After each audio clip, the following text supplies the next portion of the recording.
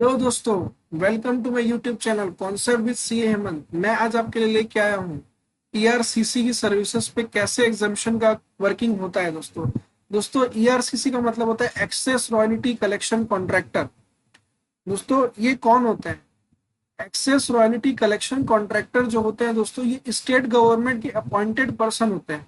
दोस्तों जब भी स्टेट गवर्नमेंट जो है किसी को भी कोई माइंस अलॉट करती है, दोस्तों आपको पता होगा कि स्टोन चिप्स की माइंस, स्टोन की माइंस होती है। ओके, यहाँ पे कोल की माइंस होती है, सैंड की माइंस होती है। जब स्टेट गवर्नमेंट किसी को भी लीज पे कोई माइंस देती है, तो जब माइंस में अगर आप एक्सट्रैक्शन करते हैं, आप अगर वहां से पत्थर निकालते हैं, अगर पत्थर की माइंस है या सैंड निकालते हैं, तो आपको गवर्नमेंट को एक रॉयल्टी देना होता है। ठीक है, आपको गवर्नमेंट को एक रॉयल्टी देना पड़ता है। ठीक है, एज एंड व्हेन एक्सट्रैक्टेड, आपको जैसे ही आपकी जैसे ही आपने एक्सट्रैक्शन किया, आपको गवर्नमेंट को एक रॉयल्टी देने की लाइबिलिटी आती है। ठीक है, तो दोस्तों अभी क्या होता है कि गवर्नमेंट को ना इतना टेंशन नहीं चाहिए। अभी क्या होता है भाई, रॉयल्टी डिपेंड करता है, आप जितना एक्सट्रैक्शन करेंगे उसके ऊपर रॉयल्टी आएगी। तो गवर्नमेंट को ये चाहिए कि भाई मेरे को रॉयल्टी कितना आएगी नहीं आएगी उसका रिस्क नहीं लेना है, मेरे को एक फिक्स्ड अमाउंट चाहिए। तो गवर्नमेंट क्या करती है कि यहाँ पे ईआरसीसी अपॉइंट करती है। ईआरसीसी को क्या बोलती है, देख तू ना मेरे को 45 लाख रुपीज का पेमेंट कर दे। ठीक है, तो फॉर एग्जाम्पल जैसे मैं बोल रहा हूँ ईआरसीसी अपॉइंट करती है, उससे एक लम सम में अमाउंट लेती है। जैसे मेरे एग्जाम्पल में उन्होंने क्या किया, ईआरसीसी अपॉइंट किया, excess royalty collection contractor appoint कर रखा है, और उसने गवर्नमेंट ने उसे 45 लाख रुपीज फिक्स्ड वैल्यू ले लिया है। ठीक है ना, देखिए मैंने नीचे एक एरो हेड के लिखा है appoints to collect the royalty.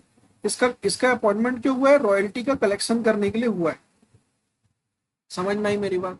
अब क्या होता है कि यहाँ पे जो लीज होल्डर होता है, ठीक है, अब supply of service to government होता है। दोस्तों any services which is provided to the government is under reverse charge mechanism. तो लीज होल्डर क्या करता है, जो भी रॉयल्टी का पेमेंट आता है ना, वो ईआरसीसी को करता है, और उस रॉयल्टी पे जो भी जीएसटी आता है वो रिवर्स चार्ज मैकेनिज्म में गवर्नमेंट को जमा करता है।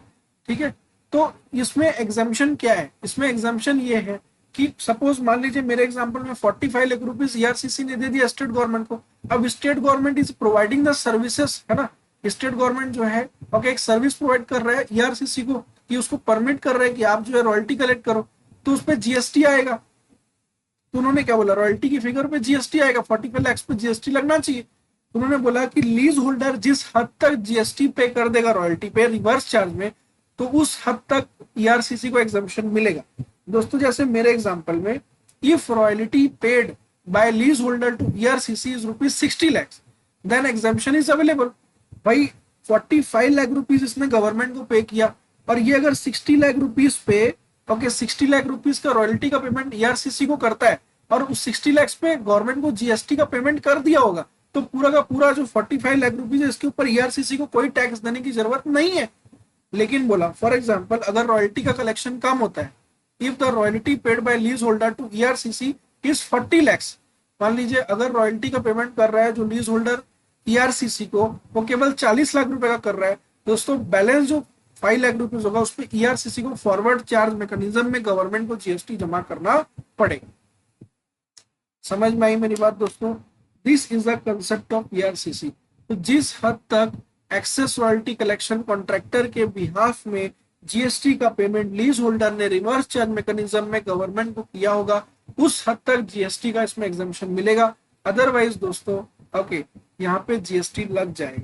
ठीक है, समझ में आई मेरी बात? देखिए कि बोला if royalty paid by lease holder to ERCC 40 lakh, then difference shall be paid by ERCC. ठीक है, तो एग्जाम्पशन सिर्फ इसमें इतना ही है कि ईआरसीसी को जीएसटी के परव्यू से एग्जाम्पशन उसी हद तक मिलेगा जिस हद तक जीएसटी का पेमेंट रिवर्स चार्ज में यहाँ पे लीज होल्डर ने गवर्नमेंट को किया होगा।